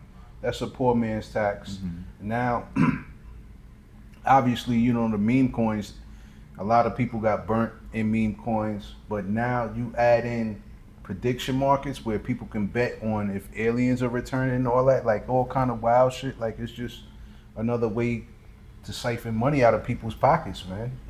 Especially the uneducated. So I definitely feel like there need to be some kind of regulation. But to Cass's point, on a federal level, I definitely think Kalshi definitely has the upper hand. So I think they're gonna beat this. I truly think they're gonna beat this. So I was just gonna say, I think the loophole, I guess you would say, that they have in their favor is futures. And speaking of commodities and whatnot, and just being able to trade futures on like weather or whatever, you know what I mean? I think that is gonna work in their favor and gonna help them win. So whoever's on their legal team, if they could, piece something together with that, I think they got it's golden. But we'll see. Yeah, I think we all think Kalshi's gonna beat this. For the most part, I think that's the sentiment. All of my listeners and co-hosts feel. So yeah, man, we on that side, man. We on the positive side of Kalshi winning this, man. Think they're gonna win. Any other thoughts or questions on that? If not, we're gonna move on to the next story. All right, and this is something positive. This is something very positive. We needed some positive news in crypto right now. So we're gonna talk about Uniswap. Okay, anybody is a fan of Uniswap, this decentralized exchange? Use it here and there. Dre, you a fan of it? Okay, cool. All right, so we got some positive news. So Uniswap, the world's largest decentralized exchange by trading volume, has expanded beyond token swaps with the launch of Uniswap Earn, a new self-custody lending product developed in partnership with Morpho and Gauntlet. Shout out to Morpho. They've been smoking shit recently too. So the feature allows users to earn passive yield on idle USDC, USDT, and ETH directly within the Uniswap app by depositing assets into professionally managed lending vaults, eliminating the need to navigate multiple DeFi platforms. I really like this. So deposits remain fully self-custodied and are supplied to Morpho's decentralized lending markets, where borrowers pay interest that is distributed to depositors as yield. Gauntlet actively manages the vaults by optimizing capital allocation and adjusting risk exposure, while Uniswap provides a streamlined interface displaying real-time APYs, portfolio balances, and vault performance. So I think I used Uniswap earlier when I got into this space, probably in 2021, 2022, just swapping out certain coins. And I think the first time I used it when I bought Omi. I think Omi was like one of the ones that I had bought on. Was it Omi? I think it was Omi. It was one of them random ass tokens that I had got. You know what I'm saying? And I used Uniswap. But I think this is pretty dope, so you could earn yield on USDC, USDT, and ETH. All right. So this is another great opportunity for people who have crypto and sitting idle, right? Because you can earn some yield off of USDC on Coinbase. If you have a Coinbase account, you can definitely earn, I think it's like 3.9 APY yield. It was higher at one point. Yeah. I think it was up to like 5%. Yeah, it was like at one point. 5% at one point. Yeah. And I believe crypto.com, they give you interest on Tether because they don't have USDC on there. I believe it's just Tether. But this is dope, man. We got a decentralized exchange allowing people to earn some yield, man, on their idle crypto. So this is super positive. I know we don't got to do a crazy deep dive on this, but if anybody want to share some thoughts on Uniswap and this partnership they have with Morpho, feel free. Yeah, I think it kind of goes to what you said earlier, and I don't think we touched on it. It was a good question you brought up about should we scatter our crypto across different exchanges, TradFi, CFI, or what have you. So I think that kind of speaks to that. Like now I could utilize Uniswap and maybe put $1,000 or $200 or $500, whatever it is, to just put it here in a safe place, and I know I can earn some money on it. That's right. And this will be away from any other attack that has its own potential attacks as well, but at least it's not subject to one central place. Because if we think about decentralization, why not decentralize the way you utilize your wallets? Point. You know what I mean? So, Good point. you got some? Yeah. Jeez. Yeah, I agree with that. Uniswap is a big player, so this is one of the new things they rolled out this week. The other thing they rolled out this week was now you can actually look at tokens that are like live launching across chains. You can just trade them. Before you could just like pick a chain and trade a token, but now you can actually see how it's like much like a launch pad. Oh, okay. But not necessarily launch pad, like visibility. So like being able to check, like see how things are moving. So I think Uniswap is evolving. I fuck with Uniswap, so yeah. All right, cool. So, Cheese, so will you be putting, some USDC, USDT on that platform and let it gain some yield for you? Because I know you're a fan of Uniswap, and thank you for that secondary information about the update that Uniswap just did. Not right now. Maybe in the future. Okay, cool. That's positive, man. Cheese, thank you for that info and your thoughts, brother. Blue, what's your thoughts on Uniswap now offering yield on idle crypto, mainly ETH, Tether, and USDC? I think it's a dope play. I think that it's a play where, um, you know, real world assets become more complex and you can put them inside of this wallet that's being created for you. But then, like, this encrypted transaction privacy layer is kind of wrapped around what you actually hold on the blockchain, without revealing everything. And so it gives, like, normies, especially, some safeguards into, like, coming into the waters of crypto, I would say. Um, and for, like, the seasoned individuals, I think this is a play, to, like, take some of these different cryptos that you have that's just sitting there. And yes, there's options on Kraken to earn. There's options on Coinbase and so forth. But I think it gives you another play to kind of generate revenue. So just kind of like looking at all the different options that these different companies are giving you, and just seeing how you can take advantage of it without, like, being taken advantage of yourself. Nah, Blue, great points, man. You and Dre kind of both piggyback on having, your digital assets kind of scattered and just being able to take advantage of these different, opportunities of gaining yield. Whether you're gaining yield on Coinbase, a centralized exchange, or you're on a DEX like Uniswap, you know. And yeah, man. I guess I know Cheese. He said later on in the future he'll try this feature out, and I'm curious to know, what that APY is gonna be, on that. So Cheese, when you get a chance and you do that, just let us know, how much the yield is, 3%, 5%, so we can give our listeners an update, see if they want to use this feature. Dre, you had something else you want to mention? Kind of lost me, but I think all I was just gonna say is it's dope to see an OG like Uniswap incorporate something like this, because at one point Uniswap was one of those apps where a lot of the activity that was happening on chain was happening on Uniswap, and they kind of spawned that whole swap idea. Because I don't know if you remember, like Pancake Swap and all that stuff that started happening. So to see an OG like in the space do something like that, I think is really big for Uniswap. So I support it 100%. Dope. Yeah, man. We gotta give y'all some positive stories, man. Because it's just like the balance of life. We're gonna have some negative stories that take place in crypto, and we're gonna have positive stories, man. So we down 10 toes in this space, man. That's what we do here, man.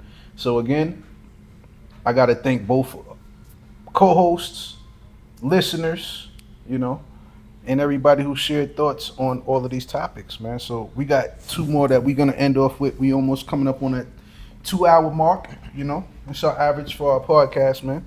So we talked about this briefly Thursday, and it's interesting because Telegram is one of the main platforms a lot of people in Web3 use. Whether you're having your little silo conversations, just talking about certain niche shit within crypto itself, or you just want to talk about the latest happenings, going on. Whether it's Stand with Crypto, we got our Telegram channel. You know what I'm saying?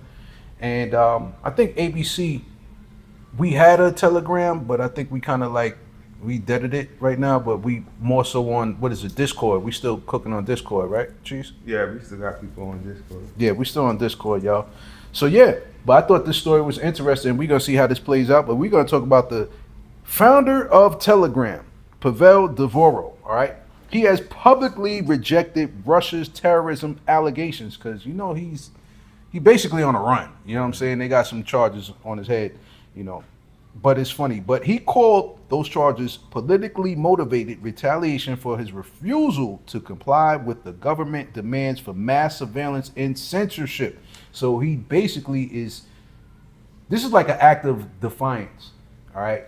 He's protecting us, the users, Because I'm assuming, I can imagine, yeah, there's probably some criminals who's using, Telegram for whatever reasons, right?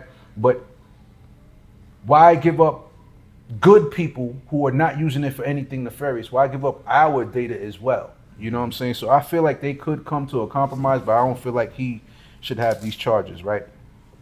So, but in a statement, all right, Pavel Durov, he posted on his Telegram channel that the Russian authorities labeled him a terrorist because he refused to provide broad access to user communications, weakening the platform's encryption, or compromise the privacy of Telegram's more than 1 billion users. Okay, so his response follows charges filed by Russia's Federal Security Service, which accuses Telegram of allowing terrorist organizations, Ukrainian intelligence services, and cyber criminals to use the platform to coordinate attacks inside Russia. So that's what it is. You know what I mean? He said it right there. Their enemy, Ukraine, and we're not gonna go down the history lesson of Ukraine's history when it comes to them actually being Russian territory. But this makes sense now. I see why they are trying to get this information and this data because they want to see what Ukraine is doing. They said fuck all that other shit. You know what I'm saying? They've been using your platform to plan attacks within, our Russian borders. So yeah, you need to come up off of that information. If not, we're gonna, have some charges against you. And I don't know, man. I'm kind of 50-50 on this, but at the same time, I'm not really 50-50. I'm like 70-30. I'm more so on the side of the CEO, founder of Telegram. And I really feel like he's trying to protect us, the good guys. But the reason why I'm like 70-30, because I do feel like if you do have any kind of like illegal or any kind of unethical things going on and you letting it slide through, you got to have some kind of morals or some kind of integrity on your platform. That's my only thing. But at the same time, I'm kind of like, when it comes to Russia and Ukraine, I like countries having their freedom. You know what I'm saying? Especially like, when all these African countries start to get their freedom, from these European countries. That's why I'm kind of like on the fence on this, So I got to ask my co-hosts, I got to get their thoughts. And I know Cass got a hand up. So Cass, you want to take this first? We're going to go first with Cass. I had it up for the last topic. All right. But on this topic, But yeah, X is janky, so your hand been up like the whole time. So I just thought. All good, all good. I'll jump into this topic. Yeah, it's kind of interesting how only when they're getting in trouble, legal trouble, that they're rushing to delete conversations. So I feel like if this was more of like a moral issue of right versus wrong, then they would have stood on 10 toes and been like freedom of speech, and we're just the app. But because they're rushing to delete things, they do know right from wrong. So that, there's something to be said about that. Wait, hold on. I got a quick question. Mm-hmm. I wasn't aware of Telegram deleting some data. Is that true? Is that something that they've been doing? I think so. I think you can fact check it, but I'm pretty sure they're rushing to delete illegal channels that have like terrorism and violence, child exploitation, cybercrime and fraud, black market things, copyright theft.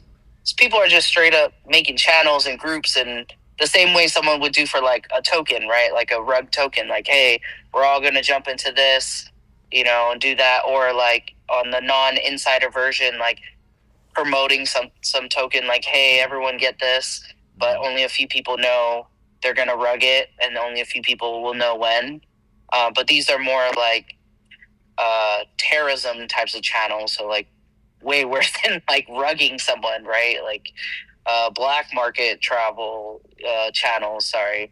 So yeah, I think to me that just like the actions of what people do when they're under legal scrutiny kind of reveals cards, like that's why people sometimes plead the Fifth Amendment because like anything they say could be held against them. So Yo, not for yeah, nothing. This is a yeah. crazy sidebar, but you know, Dr. Fauci is a piece of shit. He pleaded the fifth 111 times, and you know how many people died on his watch for pleading the fifth? Not for nothing. Like that was a big debate. Like my grandmother, she wanted me to take the shot. I ain't take the shot. I'm glad I ain't take the shot. I went with my first instincts, man. But yeah, I plead the fifth. That's. I'm sorry, that was a crazy sidebar, but I had to mention it No, because it's that's all still, good. news. You know what I'm saying? But No, shout it out to is. Yeah, it everybody is. who It is did still get the news. Yeah. shot and they didn't have like no crazy side effects. But yeah, crazy, yo. My bad. No, you're good. But it's same thing, right? It's like it's interesting what people do under legal scrutiny. Like it kind of shows some cards.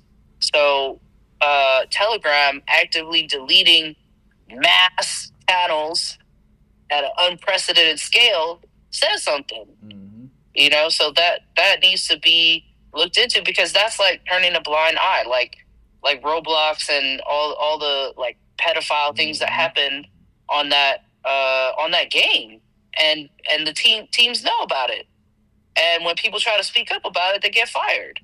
So it's like when you let these things happen, and until there's a legal case against you, you start deleting it. Like that just kind of tells me a lot.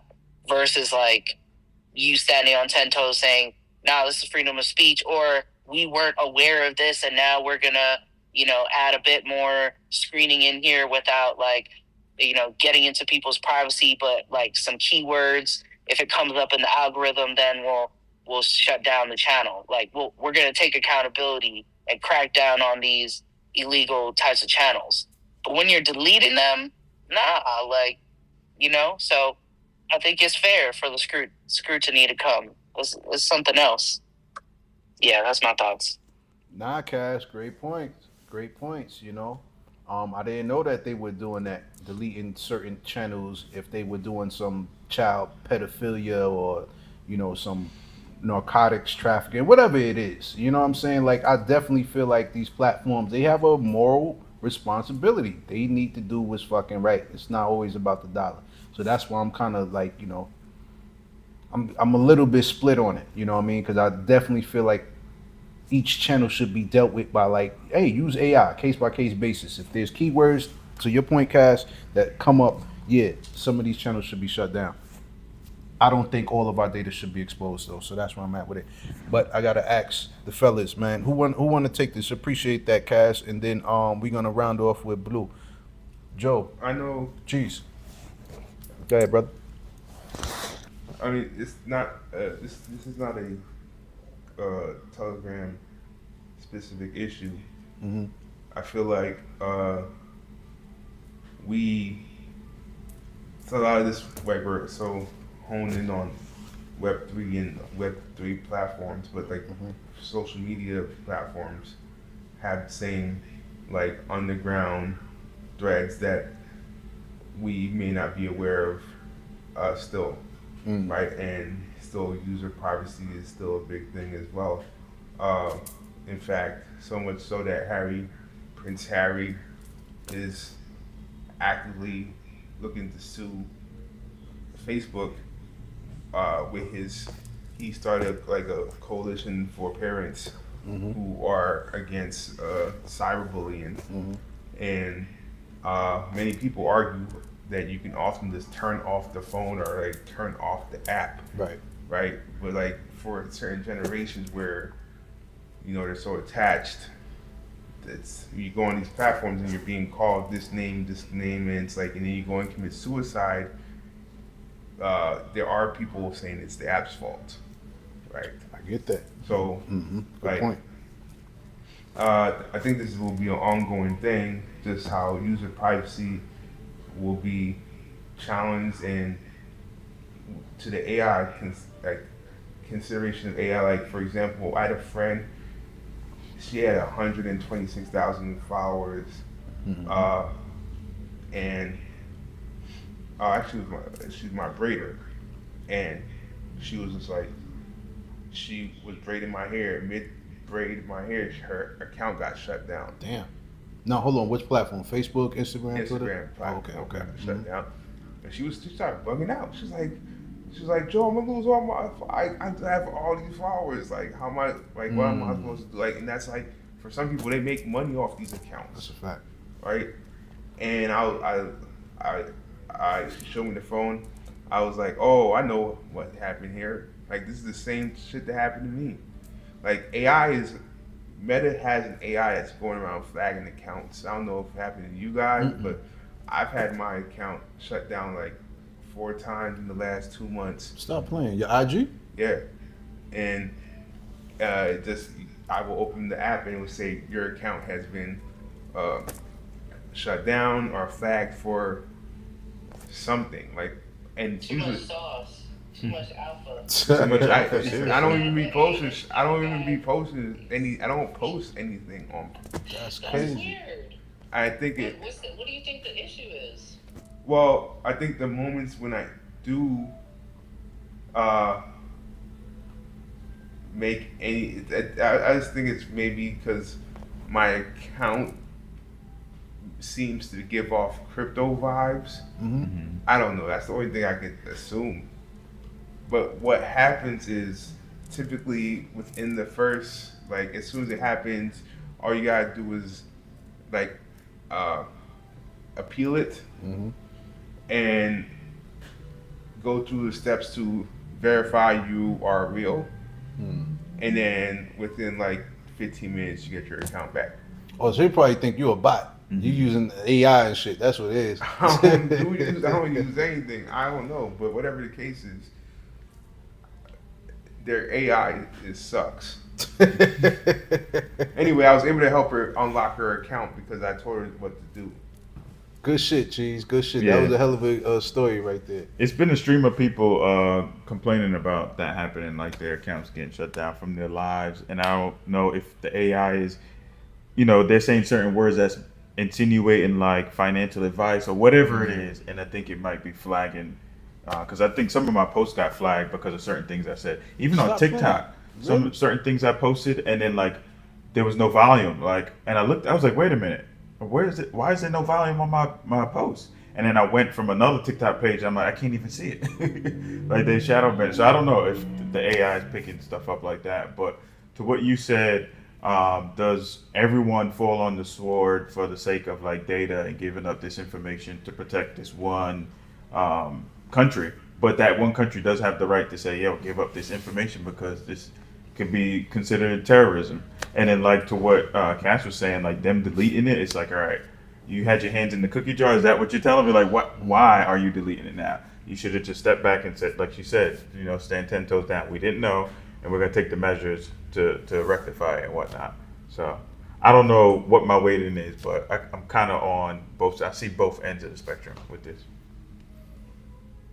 Nah, man, y'all all brought up some great points, man. So maybe because we are in crypto, and I know we post a lot of shit pertaining to blockchain and Web3.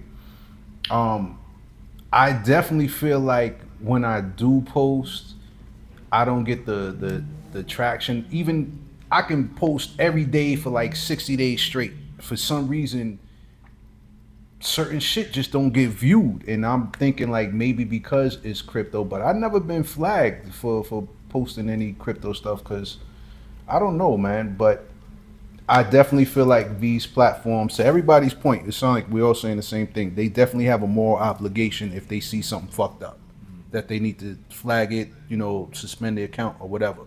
But to like Cheese's point, like, he don't really post like that. When he does, it's not really anything crazy. So, why is his account getting shut down like 4 times in the past few months? It's crazy, But like I said, man, yes, these platforms do have a moral obligation. If you see any shit that's abusive towards animals, kids, elderly people, definitely flag that. If you see any, crazy thing pertaining to like terrorism or, potential mass, murdering people and shit like that, or somebody even being suicidal, you know what I'm saying? I think some of this stuff needs to be brought to some kind of somebody's attention.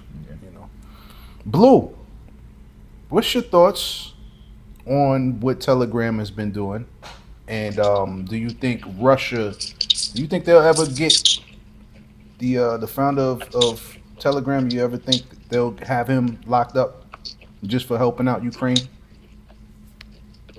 Nah, I don't think they'll lock them up. I think if, like, no exaggeration, if they cause too much issues, an accident will happen. So, like, when it comes down to that, like, it has to get passed through all the good old boys who are making these decisions on what happens between Russia and Ukraine. And if America can save them, a lot of people could have stepped in to save them. But I think TikTok started the conversation about who controls, our digital lives. And I think Telegram, kind of showed the battle over privacy and communication. And now it's like AI and crypto are like pushing the same kind of questions, like who owns the data, right? The identity, our digital asset. And then that's a whole other conversation because there's so many different portals to what holds your digital asset in the first place. So, there's layers to that too. And I think that's what is like, welcome to the Hunger Games. It's definitely a fight right now. A lot of movies have alluded to this. I just think it's definitely just like a battle everybody's, moving towards. These companies will either get forced to align to, hey, you have too much data on Americans, 15 up to like 65 and up, off of X data, off of TikTok data, off of Telegram data. And God knows what WhatsApp is holding.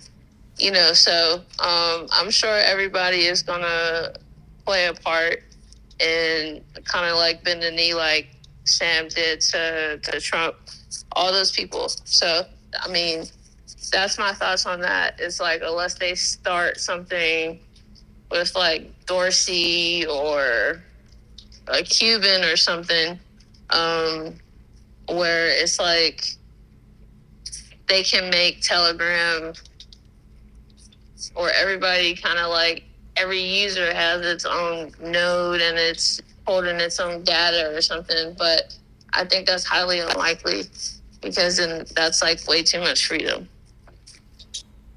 Nah, that's a great point, Blue. That's a great point. What if we were able to? I think eventually it's going to come down to it when it comes to blockchain technology and these platforms.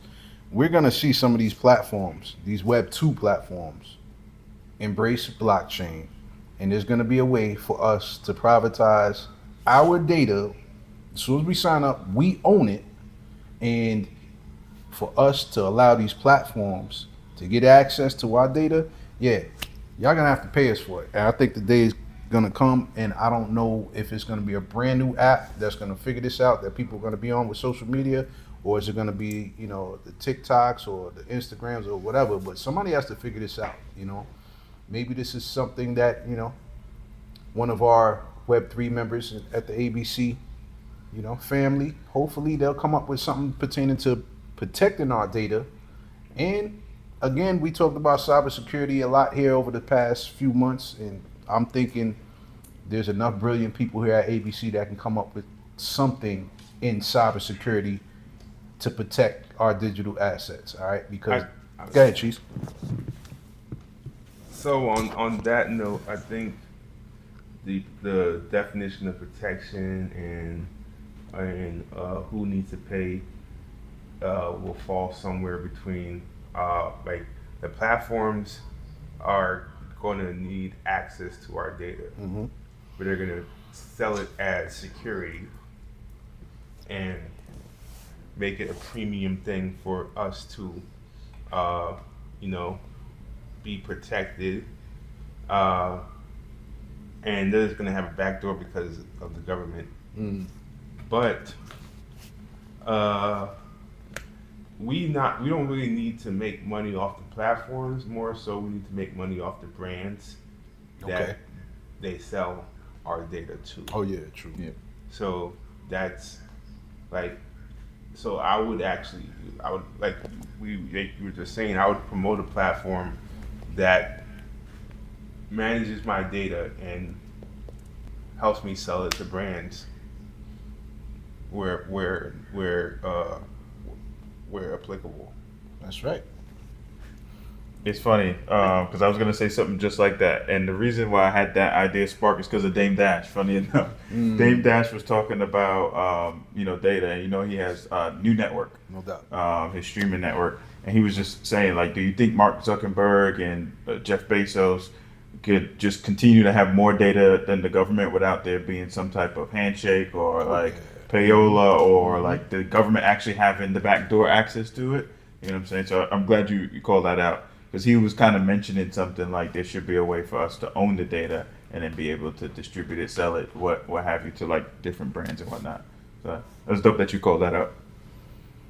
That's Shout right. out I to think Dame. we're all on the same vibe because we have definitely talked about this before, and even like made thoughts on business decisions of how to do this, like with our ABC cohort, like Blue Water and Skylark, and even like a decentralized news from T Gold. Like we've definitely had these discussions, and there are some apps out there that do this, like the Kudus ring.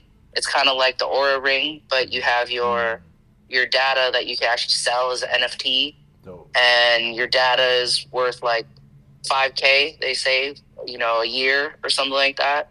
So health data is one of the biggest lucrative things you can track and monetize because big pharma wants to sell you medicine. They don't want you to be fit. So like knowing what's going on in your body from like Apple Watches to Whoop. Whoop is one of like the biggest examples in that category. It's like, man, there were billions of dollars, but health is wealth because that health data is how they sell you different things and how they control us with food, and like seeds and all without getting like too deep into it because it gets kind of crazy. But basically the food that we eat so that they can kind of control the types of sicknesses and diseases. And I'm not even going to talk about vaccines because that's a very polarizing topic. There are good parts and there are bad parts, but there's a lot of control in our health. So like that data is gold. Our health data is gold. Our purchasing power is gold. Like how much we make. That's why banks are always, they do massive forums to try and get you banked because they talk about the power of the credit score, which is true. When you have good credit, you can make bigger loans and borrow more money and work on your wealth. But you're also in the system they want you to be in because they can track you and they can rate you and they can sell you insurance based off of how much you make and how healthy you are. So the debanked and the unbanked, that's hard to control. That's hard to, get that data to then make you a consumer. So they can give you a serial number of your purchase power and dictate what you can own. So it goes super, super deep. But yeah, that like data, whether it's your health or your purchasing power, that's the gold. But the other piece that you guys are mentioning, which is the government and the back door. So if we don't have things passed, your privacy can become illegal. Like in a lot of states, it's illegal to live off grid. Like you can't do living in solar and all these different things. They make it illegal for you to live off grid. So when you don't have and to that point, don't mean to cut your wisdom. yeah. There are certain places in this country it's illegal for you to gather rainwater. That's what I'm saying. That's sad. Like those off grid types of things, like Oregon, illegal. It's like that meme, straight to jail. So it's kind of that hand in hand of like the more off grid or decentralized or unbanked you try to get, the harder it is for them to track but at the same time, like, you become a criminal for protecting your privacy. So there's this interesting line between being as private as you can be and then being like an illegal citizen, right? Like doing things against the law. So I think that's the difficult part of like trying to be healthy and try to be decentralized, is like when the government doesn't have that back door, they just make it illegal for you to do stuff. So that's why crypto is having a hard time taking off. It's like they would have to give up that power, and they disguise it sometimes as the facade of safety. Although there is safety with centralization, don't get me wrong, but I think the power is abused, and I think they overuse that word safety in order to keep control. I think it's power and control more than it's safety. So yeah, they go hand in hand. It's just difficult. Nah, Cass, great points, man. Everybody made great points today on all of these topics, man. So, bottom line is, eventually, there's going to be a platform that we will be able to control our data. Until then, every time we speak on our devices, you're going to see an ad for something that you're talking about. Sometimes it works though. Sometimes I talk about something and I really need some information and come on my Instagram feed. So I'm not mad at it all the time, but sometimes I'm like, yo, listen, man, you listening too hard. Like I don't, what I mean? Crazy. But nah, great points, everyone. So the very last story we're gonna talk about, and this is something we don't have to do a deep dive, but like I said, a couple of weeks ago, the final FIFA game, we were live when that final score was made and Spain won, and we were able to give people real time, highlights on what was going on during that FIFA match. You know what I'm saying? There was only one goal scored, but we had Cheese keeping up with the FIFA match. But we talked about FIFA and we talked about prediction markets. So this last story combines the two. All right. So boom. The 2026 FIFA World Cup generated more than $20 billion in on-chain prediction market volume, according to new research from Chain Analysis, making it one of the largest event-driven trading periods in blockchain history. Okay, so traders on platforms such as Kalshi and Polymarket place billions of dollars in wagers on match outcomes, tournament winners, player performances, and novelty events, including a market predicting whether Ronaldo would cry during what was expected to be his final World Cup appearance. I don't know. Did he cry? There's people made bets on if he was going to cry. That's a crazy fucking prediction market. Yeah, he cried. That's crazy. And people made money off of a man crying. That's crazy, yo. So that single contract attracted nearly $50 million in trading volume. That's crazy. It's a lazy bet. With yes bettors collecting payouts after Portugal's elimination. All right. And that was his final, appearance in the World Cup, and he's retiring. All right. So during the tournament, sports related contracts accounted for estimated 70 to 85% of activity on major prediction markets, overtaking politics as the industry's dominant use case. Like, yeah, when we had that Kamala Harris Trump, that election that took place a couple of years ago, man, I think that was the first bet I ever made too. I bet on Kamala and I lost. I should have bet on Trump. I had a feeling he was gonna win, but I went with my heart. You know what I'm saying? I was just like, hey, I want her to win. But I'm gonna just tell y'all like this: when it comes down to these prediction markets, sports, like I'm now a fan of soccer now. You know what I'm saying? I'm a soccer fan. Going to the FIFA Fan Event that was hosted here in Atlanta, that was super dope. And yeah, some of these fans are crazy. Spain fans are crazy. Argentina fans, they got a crazy racist history. Especially Spain too. You know what I'm saying? But it's just funny that most of these players on these teams are black or they, colored folk. You know what I'm saying? And they be the best players. Be the best players on top of that. You know what I'm saying? It was funny to see like Trump trying to hand off the World Cup to all of these dark-skinned, players and shit like that. Yo, come on, man. You don't even like black people like that. You know what I'm saying? But with that being said, $20 million worth of bets were placed. I didn't make any FIFA bets, but man, listen, I don't know this election coming up, this midterm election. I think I might place a couple of bets, man. You know what I'm saying, on the midterm elections. Really, I might make an early bet, for next year's, NBA champs. I might make an emotional bet and just say, Knicks going back to Running back. back. You know what I'm saying? Might as well. But I guarantee you, like, the Sixers is up there. Sixers is probably like in the top 5 as far as teams to win the finals, man. But I think they're gonna need chemistry, man. It's a lot going on in NBA. They all run the same position.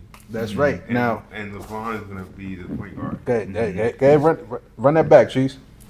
I was just saying they all kind of play the same position, and LeBron is gonna be the point guard.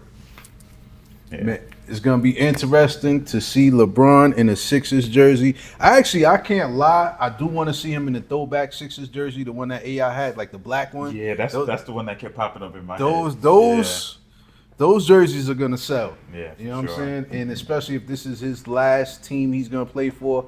I never had a LeBron jersey, but I don't know, man. I think I might get the LeBron Sixers jersey only because I was a Sixers fan when my boy AI was over there. You know what I'm saying?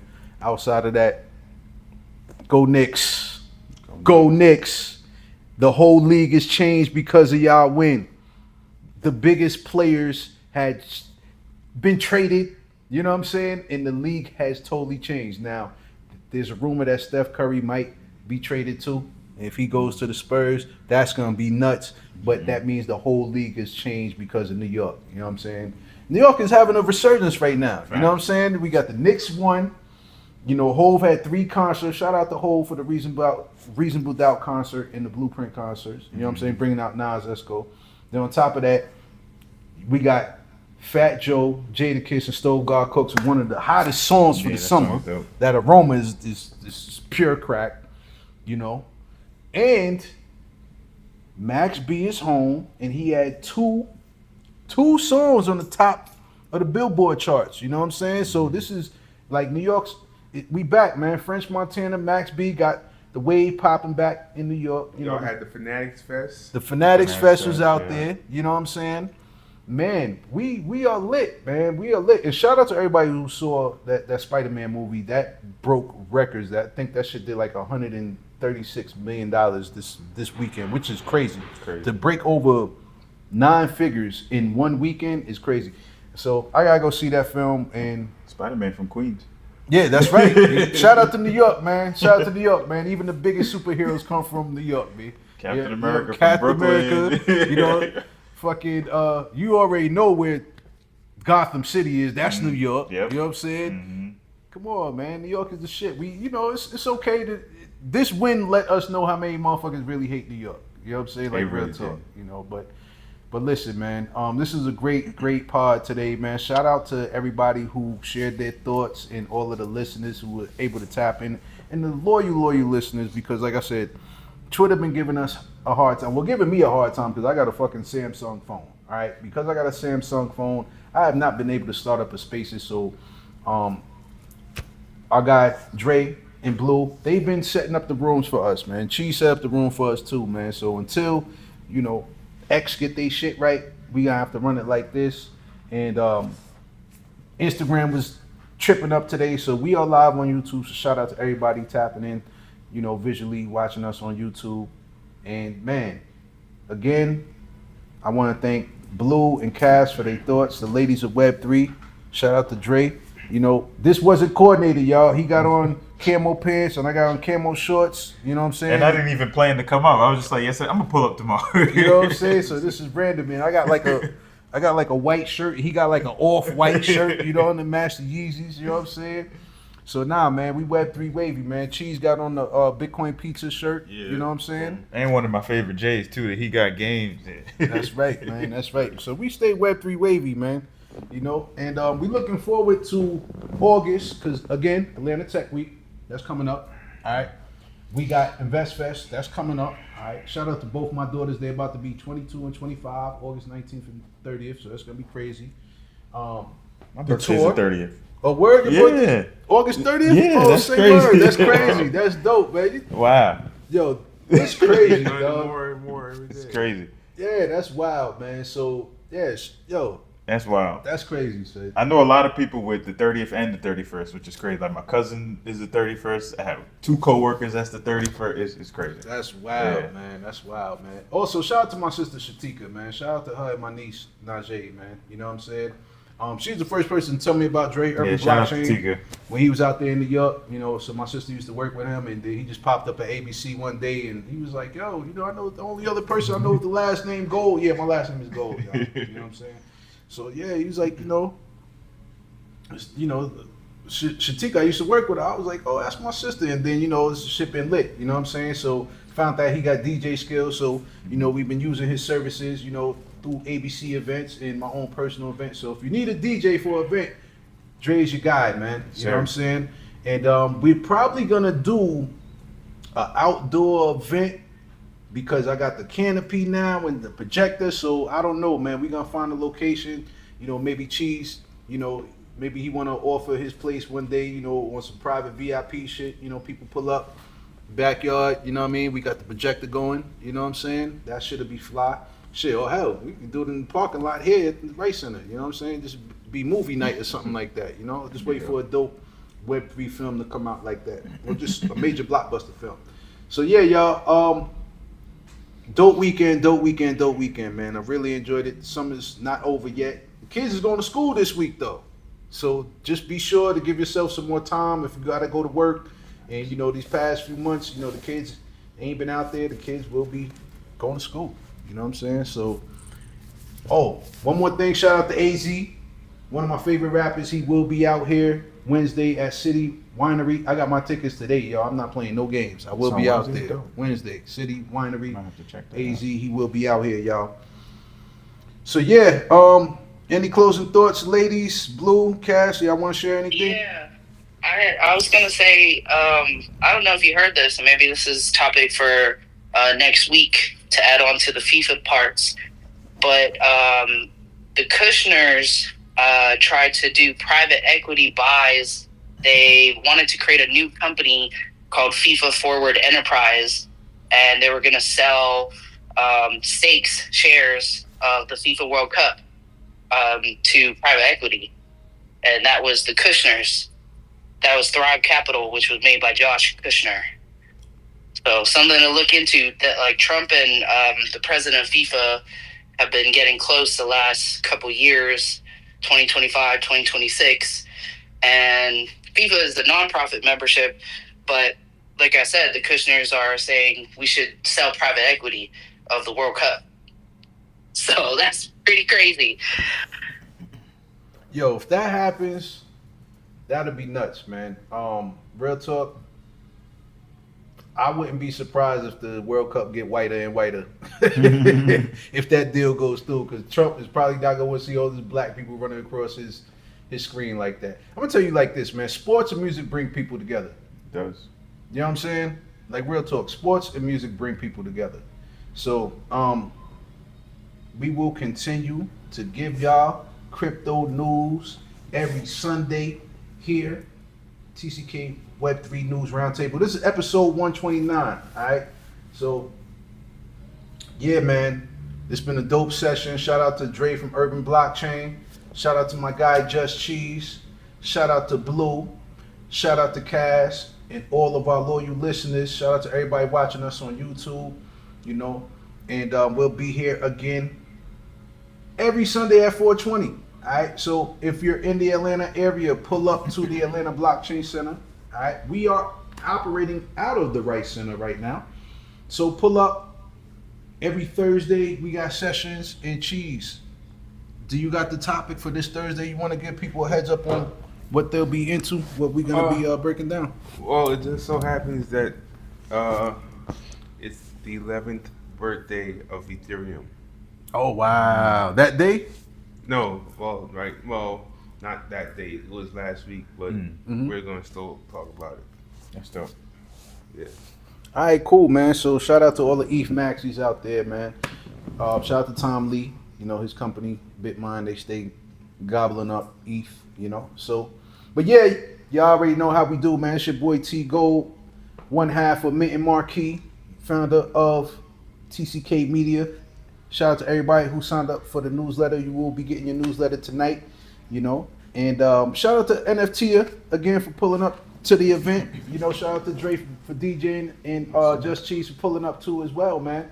So we looking forward to more events. Looking forward to the tour, Stand with Crypto. I hope everything goes well so we can get this tour popping soon, ASAP. Get these dates rolled out to the public, man. So let people know that we coming, man. Even if we got to push back this tour is gonna happen regardless. You heard? It's gonna happen regardless. We're gonna make it happen. If worst case scenario, we just gonna have a block party south and it's just gonna be super lit. So we gonna be up. We gonna be up regardless. So yeah, y'all. We're gonna go out with. What song I want to go out with, man? I think I want to go out with another AZ song, man. Because I started out with Life's a Bitch, and that was the song that he featured in the very first verse with Nas Escobar. Shout out to Nas Escobar. Rather unique. AZ made it to Harvard. AZ made it to Harvard? Technically, because Illmatic made it to Harvard. Oh, well, yeah. Illmatic is is in the Harvard. curriculum, so one of the Yes, courses. sir. Yeah. Yes, sir. Yes, sir. That's dope. And also, That for is really people dope. that don't know, Illmatic is actually in the Library of Congress. Mm-hmm. You know what I'm saying? So, yeah, man, Nas, it's crazy, man, to see where he at right now, But big shout out to Nas Esco, shout out to AZ, and I'm gonna tell you like this, man. One of my favorite joints by AZ. I'm gonna go off something off the new album because I know Cheese. He said rather unique. That's off like his first joint, But I definitely want to go off something off of the new album. I ain't even gonna lie, man. I really like this new album. It's actually one of my favorite albums of the year. You know what I'm saying? So, a song I want to play, we gonna go off of Do or Die 3, because I set it off with Uniqueness. That's actually one of my favorite songs for the year. But I think I'm gonna just go out with the So High, the other single that he performed on Jimmy Fallon with Nas Esco. So this is AZ, So High. This your boy T Gold. We out.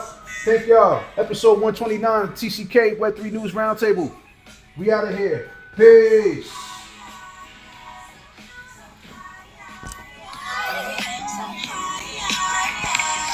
That's a dope stand. Yeah.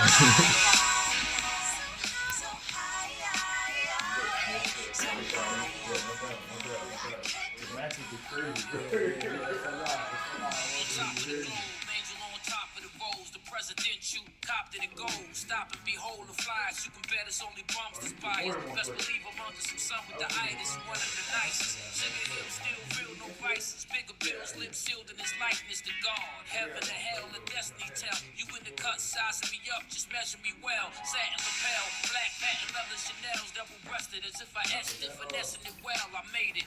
Upgraded. Street slang can never be jaded. Mention me, speak my name with your face. Elated. I lasted. Any perpetrator push past it. Chasing paper, I'm a part of the classics. They listen. If faced with any major decisions, just know I'm straight and pray I forgive I'm so high, so high, so high, I can't come down. I'm so high, so high, so high, I can't come down. Four hedge funds, three net sags, two left legs. It's less sad when you left for dead. Let it spread, be a boss. Invest some bread, that's what he said. Johnny Dredd, he was off his mask. Bavari red, rather stack than party instead. Played it back, all our actions don't involve me with fans. A card on the rag, I'm vocal. Pressing politics was supposed to.